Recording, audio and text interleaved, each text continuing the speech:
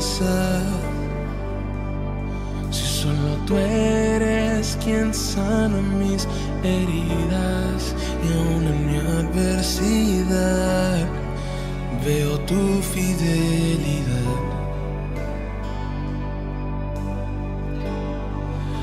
¿A dónde iré si en medio del dolor me has abrazado? Si mis lágrimas tú las has secado, no hay otro lugar donde yo quiera estar que en los brazos de papá, en los brazos de papá, en los brazos de papá. Yo no me quiero ir de los brazos de papá, de los brazos de papá, de los brazos de papá. Yo no me quiero ir. ¿A dónde iré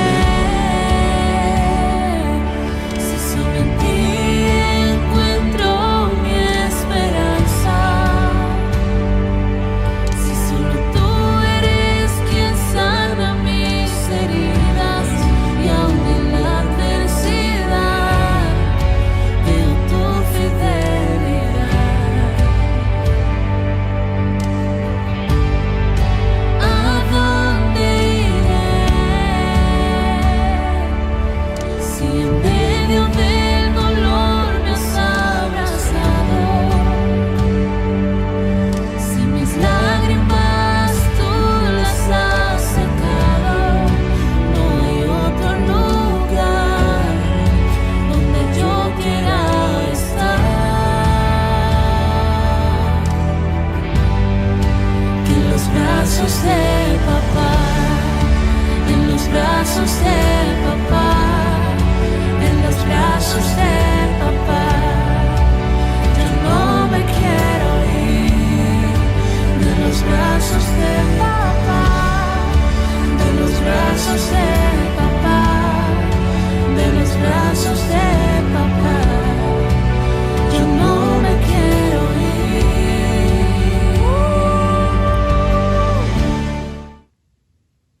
Amados hermanos, Dios les bendiga con el entrañable amor de Jesucristo. Qué gozo es estar nuevamente con ustedes e invitarte a abrir la palabra de vida, la palabra del Señor en Jeremías capítulo 29. Y vamos a leer una sección de una carta que el profeta Jeremías escribió a un pueblo que necesitaba escucharlo. Voy a leer del verso 10 hasta el verso 14. Jeremías 29, 10 al 14. Dice así la palabra de Dios. Dice: porque así dijo Jehová, cuando en Babilonia se cumplan los 70 años, yo os visitaré y despertaré sobre vosotros mi buena palabra para haceros volver a este lugar. Porque yo sé los pensamientos que tengo acerca de vosotros, dice Jehová, pensamientos de paz y no de mal, para daros el fin que esperáis. Entonces me invocaréis y vendréis y oraréis a mí, y yo os oiré. Y me buscaréis y me hallaréis, porque me buscaréis de todo vuestro corazón. Y seré hallado por vosotros, dice Jehová, y haré volver vuestra cautividad, y os reuniré de todas las naciones y de todos los lugares a donde os arrojé, dice Jehová, y os haré volver al lugar de donde os hice llevar. Dios bendiga su palabra. Vamos a pedir que nos bendiga. Padre amado, qué preciosa es tu palabra, siempre dadora de vida, fortalecedora de esperanza y dándonos siempre nuevos bríos, Señor, corrigiéndonos cuando es necesario. Pero más que nada, Señor, tu palabra es vida y en estos días la necesitamos. Yo te pido a mis hermanos que están escuchando este mensaje, oh Dios, cúbrele con tu misericordia, derrama sobre ellos tu abundante gracia y permite que tu palabra les haga mucho bien. Las recibimos en el amor con que tú nos las entregas, en el nombre precioso de nuestro Rey de Gloria, el Señor Jesucristo. A Él sea la gloria por los siglos de los siglos. Amén, amén y amén. Uno de los grandes comentaristas de la Biblia y uno de mis favoritos se llama Mateo Henry. Mateo Henry tenía a sus padres y es una anécdota bien interesante cuando ellos se conocieron. La mamá de él venía de una familia de abolengo, de prestigio, una familia de nombre y distinción. Su padre era un pastor, era un excelente predicador, un gran erudito bíblico, pero no venía de una familia prominente. Así que quien sería su suegro, el papá de su esposa, en ese tiempo su interesada, le dijo a su hija: mira, hija, este es un buen muchacho, él es un gran caballero, es un hombre de Dios, ama a Dios, ama todo lo demás, pero mira, yo no estoy seguro de él, que permita que tú te cases con él, porque para serte honesto, no sabemos de dónde viene, en términos de familias, ¿no? De distinción. Su hija, sin embargo, tenía las respuestas perfectas para su papá. Ella le dijo: mira, papá, tienes razón, no sabemos de dónde viene, pero yo sé para dónde él va y yo quiero acompañarle. Bueno, eso selló el querer de su papá y eventualmente ellos se casaron y tuvieron a Mateo, uno de sus hijos. Pero el punto es ella sabía que su esposo caminaba con Dios y ella sabía que Dios es un Dios de planes y propósitos y que si su esposo iba a caminar con Dios, su esposo iba a entrar en los planes que Dios tenía para su vida. Por lo tanto, ella ansiaba caminar con él y juntos, porque lo amaba, disfrutar el bien que Dios había preparado de antemano para que ellos anduviesen en él. El pueblo judío está en una situación crítica y ellos también necesitan recordar que su Dios es un Dios de propósito, como nuestro Dios es un Dios de propósito para ti, para mí, para todos sus hijos. Mira lo que ha pasado el pueblo de Israel. Cuando Jeremías escribe estas palabras es un momento crítico. Él está escribiendo una carta, porque lo que ha sucedido es que el pueblo ya ha sido llevado cautivo. Lo han hecho en dos grandes rondas que el rey Nabucodonosor, el rey de Babilonia, ha hecho. Primero vino y se llevó la crema y la nata de la juventud. Después vino, se llevó otro gran contingente de gente importante y dejaron a los pobres en la tierra. Y ellos allá los han llevado a Babilonia, pero falsos profetas se han levantado. Y han dicho: no, ¿sabes qué? Esta estadía va a ser muy breve, esto va a ser de unos días, de unas semanas, de unos meses, y vamos a regresar de lleno a nuestro país. Esto no se va a quedar así.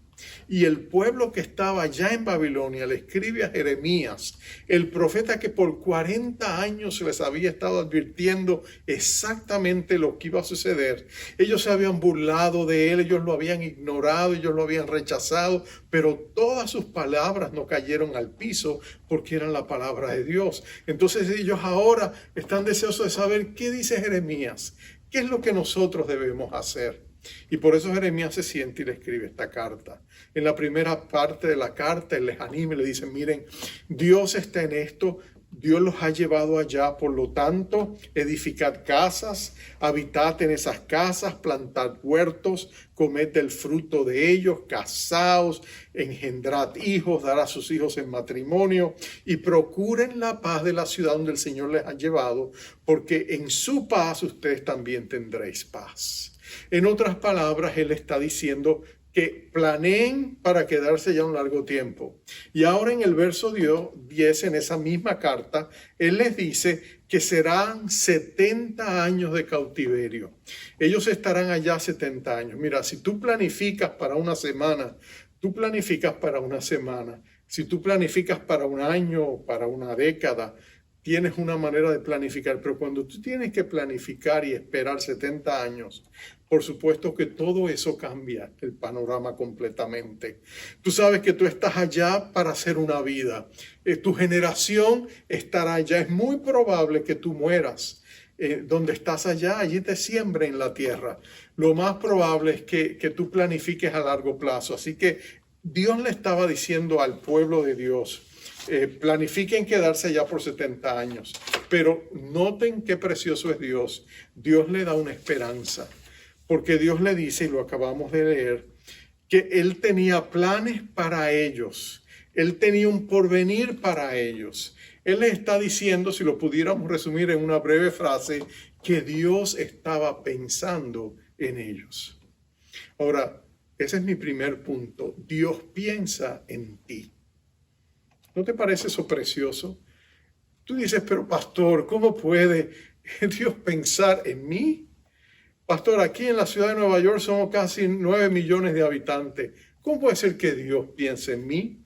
En el mundo entero habemos 7,000 millones de habitantes sobre la tierra y creciendo a pasos agigantados. ¿Cómo puede ser que entre toda esa vasta cantidad de vidas y de personas y de historias, Dios piensa en mí, particularmente en mí? A nosotros nos parece casi absurdo que Dios piense en nosotros. Pero usualmente reaccionamos de esa manera porque no conocemos y creemos quién Dios verdaderamente es. Dios, la grandeza de Dios es inescrutable. Lo que la Biblia revela de tu Padre Celestial es que Dios es tan grande que Él es omnisciente. Quiere decir que Dios sabe todas las cosas. No hay absolutamente nada que pase en el universo que Dios no se dé cuenta. La Biblia dice que cuando hasta un pájaro cae al suelo, Dios está allí. Es interesante, la palabra que se traduce caer al suelo no es que cae al suelo muerto, no, es que sencillamente vuela y se posa en la tierra. Baja a la tierra, se posa en una rama de un árbol. Dice que Dios sabe todos esos detalles. Entonces tú y yo podemos pensar que Dios, estando en todas partes y sabiéndolo todo, Dios sabe todo acerca de ti. Decía David, aún no está la palabra en mi boca y Dios ya la sabe lo que yo voy a decir. La omnisciencia de Dios es increíble, es escrutadora y es totalmente inclusiva, y Dios sabe todas las cosas. No hay nada que se le escape. Dios lo cubre todo. Yo tengo un amigo, Pedro Brul, es un pintor, y él escribe unos cuadros preciosos, y una vez me regaló un cuadro que él había pintado, o sea, una copia de ese cuadro, y era de un sembrador. Y en todos sus cuadros siempre aparece lo que él significa, pero siempre en algún lugar del cuadro tú ves un ojo. El ojo que está mirando todo. Y en una ocasión le pregunté, Pedro, ¿qué significa el ojo? Y me dijo, la omnisciencia de Dios. Que Dios está en todo, que Dios está hasta en la semilla cuando es plantada y está creciendo. Dios lo sabe todo. Dios lo ve todo. Ahora, cuando hablamos de que Dios piensa en ti, no es sencillamente que Dios sabe todo acerca de ti. Estamos diciendo que Dios también se interesa, se preocupa y se envuelve en tu vida y en la mía. Eso es lo que estamos diciendo. Dios se interesa por ti. No sé si me puedes escuchar, pero con claridad, pero repítete a ti mismo, Dios piensa en mí, porque Dios piensa en mí también. Dios piensa en nosotros. Dios se interesa por nosotros. Y se interesa en nosotros porque Él nos creó. En el vientre de nuestras madres fuimos formados por el gran alfarero que forma la vida humana y la teje en el vientre de cada madre. Dios lo hace. Dios es el que da la vida, y para Dios, que es el dador de la vida, cada vida tiene valor. Para Dios cada vida tiene valor, porque Dios la creó para su gloria. Y el deseo de Dios al poner un alma inmortal dentro de ti es que esa alma inmortal lo conozca a Él y por la eternidad lo adore, le sirva y le ame, y que pase toda la eternidad con Él. Ese es el gran valor que Dios da a la vida. Fuimos creados a imagen y semejanza de nuestro Creador. Qué precioso es ese privilegio. Ahora escucha esto. Recuerdo haber recientemente visto una película con mi esposa. Se llamaba 12 poderosos huérfanos. En inglés era 12 Mighty Orphans. Y la historia es bien interesante. Es de un orfanato en Fort Worth, Texas, donde están pasando el tiempo de la Gran Depresión. Es una historia basada en hechos reales. Y en ese tiempo, durante la Gran Depresión, muchos padres no tenían otros recursos sino que soltar a sus niños en los orfanatos porque no los podían alimentar. Y en ese orfanato hay hay niñas, hay niños, pero hay un hombre llamado Rusty Russell, que era un técnico, un director de un equipo de fútbol en la Universidad de Temple, y de pronto él es llamado, lo invitan y él decide abandonar una prestigiosa posición en esta gran universidad donde había ganado campeonatos para irse a ser el técnico, el director de este equipo de huérfanos en este orfanato. Nadie lo podía entender. Todo el mundo se pregunta, pero ¿cómo puede ser que, uno entiende que uno pueda tener compasivo, mándele dinero, pero no entiende por qué este hombre deja todo eso para ocupar una posición en un lugar donde algunos ni lo querían allí y donde todo el mundo miraba con desprecio a estos pobres huérfanos. Pero él lo hace, él tiene sus razones. No te quiero decir más, no, que si vas a ver la película, quiero que guardes algunos secretos hasta que la veas. Pero el punto es que él llega allá, y la vida de estos jóvenes comienzan a ser transformadas. Porque es interesante que él empieza a darles valor a sus vidas. Él les ayuda a cambiar su manera de pensar. Él les da una nueva mentalidad para que se vean a sí mismos, no como el mundo los ve con desprecio, sino que ellos se vean de una manera mucho más valiosa, con gran dignidad. Y pronto ellos empiezan a creerle y poco a poco ellos empiezan a descubrir que sí son valiosos. Y lo interesante es que tú sabes que después de las películas te muestran lo que pasó con la vida de cada uno de estos jóvenes. Y lo asombroso es que ellos transfirieron esa valorización que recibieron y llegaron a llevar vidas de éxito y de hecho sus aspiraciones fueron realizadas. Algunos de ellos llegaron a ocupar posiciones muy importantes porque alguien puso su fe en ellos, porque el potencial estaba dentro de ellos. Dios lo había plantado allí. Tal es el valor de nosotros. Por eso cuando Dios habla a su pueblo, Él le dice, porque yo sé los pensamientos que tengo acerca de vosotros, pensamientos no de mal, sino de bien, para daros el fin que esperáis. Otras versiones dicen para daros un destino y una esperanza. En otras palabras, Dios está pensando en nuestro futuro y por eso viene a nosotros en nuestro presente para que nosotros nos conectemos con Él y nosotros descubramos el plan que Él tiene y del cual Él quiere que nosotros seamos parte. Mi segundo punto es sencillo. Dios tiene un plan. Es un plan para ti de parte de Dios. Ahora, algunos piensan que es que Dios quiere decirte lo que vas a hacer con tu vida, que todos van a terminar siendo pastores o misioneros, como algunos piensan, pero no es así. Mira, cuando Dios te creó a ti, rompió el molde. Dios te hizo único, eres sui generis, único o única en tu género. En otras palabras, tú no te repites. Entre 7.000 millones de personas que viven sobre la faz de la tierra y los incontables millones que vivieron antes, tú eres absolutamente único. Eres irrepetible. Hay personas que se puedan parecer a ti, pero aún personas que son mellizas o trillizas son diferentes. Recientemente hubo algo muy interesante de un grupo de trillizos desde Minnesota. Eran 3 jóvenes que habían crecido juntas básicamente con el mismo ADN. Y sin embargo, estudios bien profundos del ADN descubrieron que aún entre ellas habían algunas diferencias particulares. En otras palabras, cuando Dios hace a cada uno de nosotros, Dios nos hace diferentes. Y Dios lo hace porque nos ama. Ahora, ¿cómo respondes tú cuando Dios te dice eso? Cuando Dios te dice, mira, yo te amo, tengo un plan, quiero bendecirte.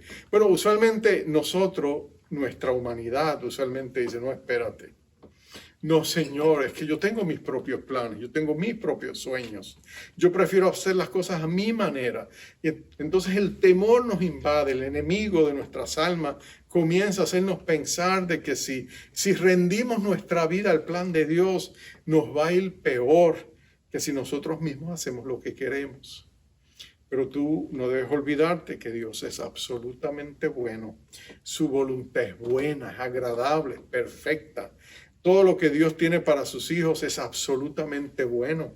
Aun si nosotros tenemos que enfrentar la adversidad, no es porque Dios nos castiga, nos tienta o nos prueba, porque Santiago nos dice que Dios no tienta a nadie con cosas malas. Dios es absolutamente bueno. El mal viene a nuestras vidas por causa del fruto amargo de nuestras acciones, muchas veces de las acciones de otras personas, muchas veces por el hecho de que somos hijos de Adán y Eva y por supuesto encaramos las consecuencias de su desobediencia, vivimos en un mundo imperfecto, pecador, todo eso está en contra nuestra. Entonces a veces atravesamos toda serie de incidentes, circunstancias que son adversas, pero la promesa de Dios es que en medio de eso Él está ahí para ayudarnos, para darnos la mano. Recuerdo un amigo que tuve en la universidad, se llamaba Brad Trosen. Brad era un joven que sentía un llamado del Señor para servirle. Pero él sabía que en su servicio él iba a ir fuera de Estados Unidos. Y él no quería salir de su casa, él vivía en el estado de Idaho. Y él vivía en una gran finca, tenía familia que le amaba, tenía su hermana que también estudiaba con nosotros. Y lo cierto es que él quería servir al Señor, pero temía. En el fondo su temor es que si él aceptaba el llamado de Dios, él pensaba, el enemigo le inducía a pensar que Dios lo iba a enviar al peor lugar, donde iba a tener que comer cosas desagradables o donde iba a estar en constante peligro. Entonces su temor era rendirse y entregarse a Cristo, porque él decía, si me entrego al Señor, yo sé que el Señor me va a hacer pasar por dificultades. Sí, en el fondo de su corazón él admitiría que él no estaba seguro que Dios era bueno. Pero cuando él llegó a un punto de convencimiento, cuando él se enfrentó ante la realidad de que Dios le estaba dando esa invitación, Brad Trosen dice que en un momento donde todos temblamos, él rindió su corazón al Señor y le dijo, Señor, yo voy a hacer lo que tú quieres, yo voy a entregarte mi corazón, yo voy a servirte. Pero tuve la oportunidad de verle hace unos par de años atrás, nos encontramos en una conferencia y le preguntaba, ¿dónde has estado? ¿Qué has estado haciendo? Y él me dijo, mira, desde hace un tiempo he estado sirviendo en el Medio Oriente, en Europa, en varios lugares. Y le dije, ¿y te ha ido bien? Me dice, soy el hombre más feliz del mundo. Sirve con su esposa, con su familia, hace lo que Dios le llamó a hacer. Él dice, no cambiaría esto por nada del mundo. Porque él descubrió que aunque sí ha estado a veces enfrentando peligros, Dios ha estado con él, aunque a veces ha tenido que quizás comer comida que no eran de su agrado, sabes, Dios ha estado con él. Y en medio de todo lo que él ha hecho, hay una nota de alegría y de felicidad en su corazón, porque tú nunca eres más feliz y yo nunca soy más feliz que cuando estamos en el corazón de la voluntad de Dios, no de la nuestra, sino la de Dios. Y sabes, eso nos lleva a unas palabras muy importantes, porque cuando Dios nos presenta su invitación, y este es mi tercer punto, Dios nos invita a que le sirvamos, tenemos que enfrentar la realidad de que hay dos palabras que tenemos que definir. Una es la palabra compromiso, la otra es la palabra consagración. La palabra compromiso es muy comúnmente usado hoy, ¿no? Usualmente llamamos a la gente a comprometerse.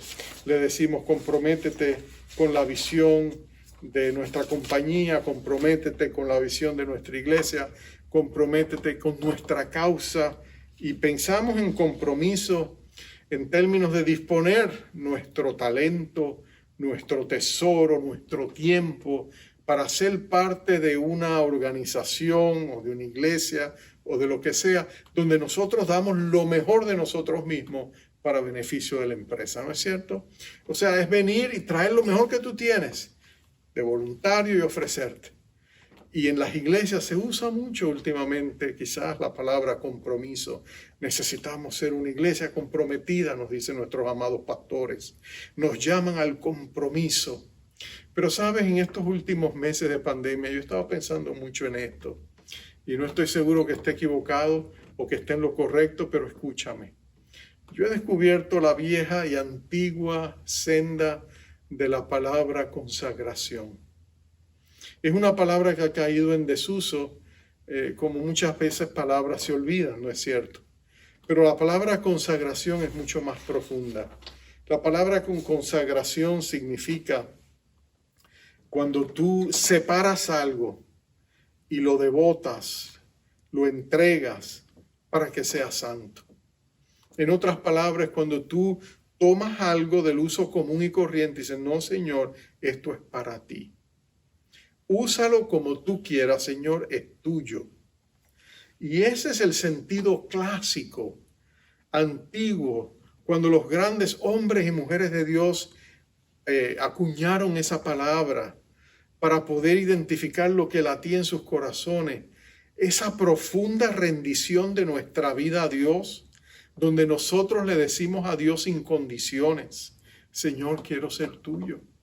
Y hacemos una entrega absoluta y condicional, no para que Dios nos dé el privilegio de usar lo mejor que tenemos, nuestro dinero, nuestro talento, nuestros recursos, nuestro tiempo, para hacer lo que nosotros queremos hacer, sino que rendimos nuestro corazón al Rey de Reyes y le decimos humildemente, Señor, yo solo quiero servirte, úsame como te plazca. Los antiguos pastores y escritores, los puritanos, por ejemplo, hablaban de la consagración, los grandes como Richard Baxter, John Owen, el mismo Spurgeon, que era hijo de ellos, por decirlo así. Todos ellos decían, mira, consagrarte es tomar una página en blanco y firmar al final y decirle, Señor, tú llenas la página de mi vida. Tú me ayudas a hacer lo que tú quieres que haga. Bueno, eso es mucho más que meramente comprometernos, ¿no es cierto? Pero no solamente eso, escúchame por favor, mira esto. Eso requiere una entrega y una rendición. Está en el espíritu de Romanos 12:1. Presentaos vuestros cuerpos como un sacrificio vivo, santo, agradable a Dios. Mira, tú no presentas un sacrificio, por ejemplo, si presentaras un animal para que fuera sacrificado. Se entendía que al presentar el animal no se le iba a dar otro uso que no fuera quitarle la vida, ¿no es cierto? Tú no ibas a tomar un buey de sacrificio y decir, ¿sabes qué? Lo voy a sacrificar haciéndolo un animal de carga por el resto de su vida. No, eso no era sacrificio. Sacrificio implicaba entregarlo a la muerte. Implicaba un negarse absoluto, un entregarse sin condiciones a Dios. Es como un soldado. Tú sabes que un soldado, cuando nuestros jóvenes se anotan en la marina o en el ejército o en las fuerzas armadas, ellos se entregan y dejan de ser dueños de sí mismos, ¿no es cierto? O sea, un soldado al aceptar la comisión militar, ellos pierden control de dónde van a estar, qué van a hacer, a dónde pueden ir. Ellos no planean su propio tiempo, sus propios planes son puestos a un lado. Ellos tienen que pedir permiso para hacer las cosas. Ellos no planean su propio futuro. Su futuro está en las manos del gobierno, ¿no es cierto? En otras palabras, si él no quiere esa clase de vida, él renuncia a su carrera militar o se sale cuando es el tiempo oportuno, pero tiene que abandonarla. Un soldado no escoge sus batallas, un soldado no escoge ni siquiera a sus enemigos, un soldado no rehúsa sus asignaciones. Un soldado tiene que aceptar su llamado para servir a su patria, para servir a su gobierno, ¿no es cierto? Nosotros los cristianos somos soldados de Cristo. Y Jesucristo fue tan claro. Él le dijo, si alguno quiere ser mi discípulo, si alguno quiere venir en pos de mí, niéguese a sí mismo, tome su cruz y sígame. Usualmente cuando escuchamos esa expresión, usualmente nosotros pensamos, uy, pero eso suena tan malo, eso es terrible. Eso significa que Dios básicamente va a ser autómata de nosotros. No es cierto. El corazón de nuestro Padre es tan precioso que cuando tú te rindes completamente a Él, Dios te muestra su amor de una manera tan profunda y te usa más allá de tus posibilidades. Porque la diferencia entre el compromiso y la consagración es esta. Cuando tú te comprometes, tú trabajas con todo lo que tienes hasta llegar al límite de tu potencial. Y solo puedes hacer lo que tú puedes hacer.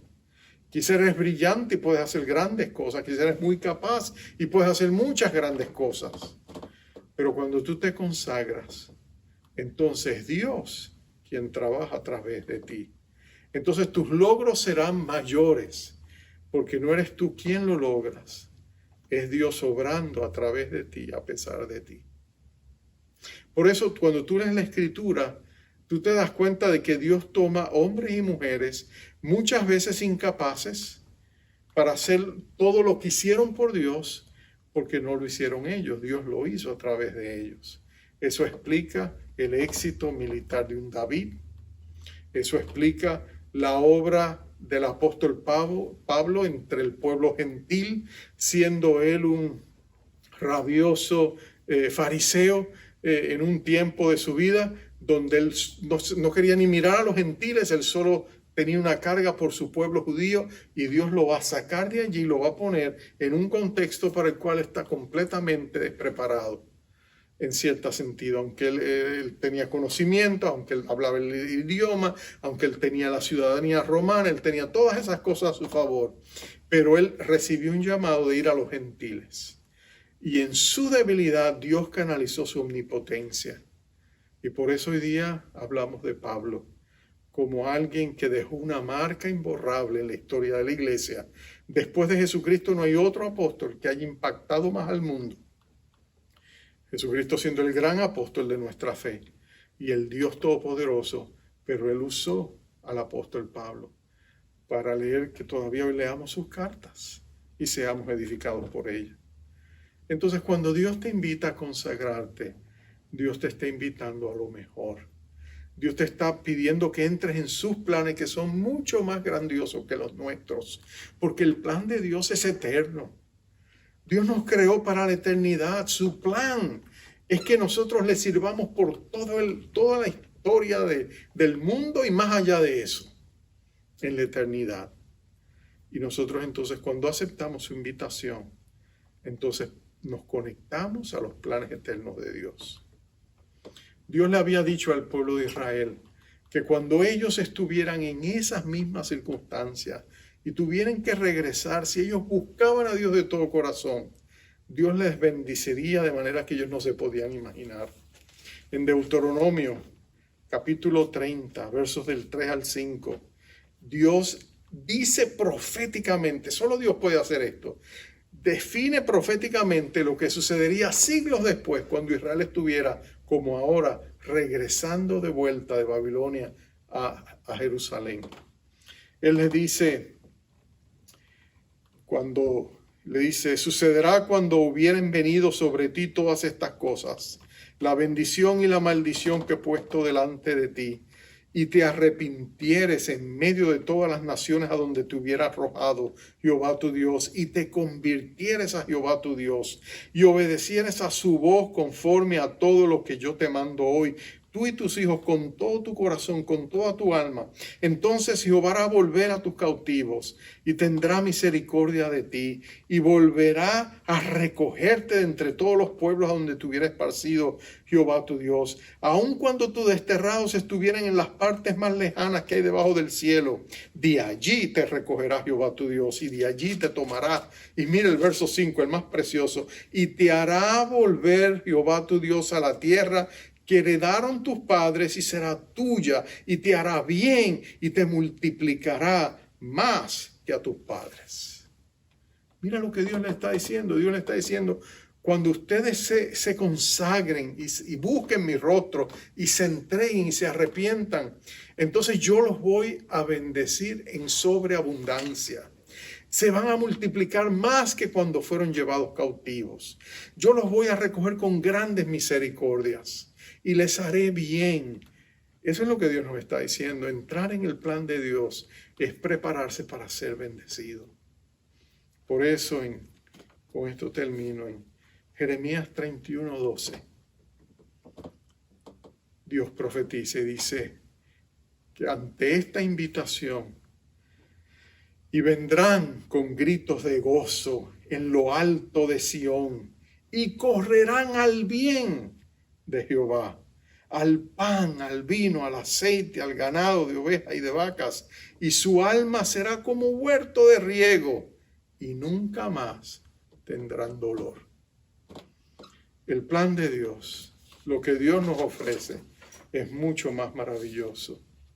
Dios tiene un plan para tu vida, mi querido amigo, mi querida amiga, mi hermano, mi hermana.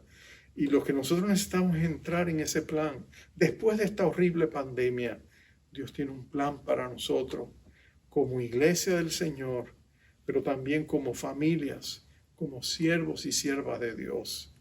Dios nos está invitando y nos está diciendo, ven, recibe, acepta los planes que tengo para ti. Yo pienso en ti, tengo planes para tu vida, pero necesito que tú aceptes esa invitación consagrándote a mí. No comprometiéndote conmigo solamente, consagrándote a mí, poniendo tu vida delante del Señor y diciéndole al Señor, Señor, úsame, bendice mi vida, oh Dios, y ayúdame a entrar en tus propósitos. Quiero entrar en los negocios del Padre. Y Dios te va a prosperar y te va a bendecir. Vamos a orar. Y mientras oramos, yo te invito. Presenta tu cuerpo, tu vida, tus aspiraciones, tus sueños. Haz un intercambio con Dios. Yo recuerdo cuando era joven, Dios me dijo, ven, cambiemos de sueños. Dame tus sueños, tus aspiraciones, y yo te doy unos mejores para ti. Al principio yo no estaba seguro de eso, me tomó años, un par de años para yo entender que Dios realmente era bueno. Pero cuando lo descubrí, amados, no me arrepiento de haber intercambiado mis sueños egoístas por los sueños de Dios. Yo te invito a que aquí ahora hagas lo mismo. Vamos a orar.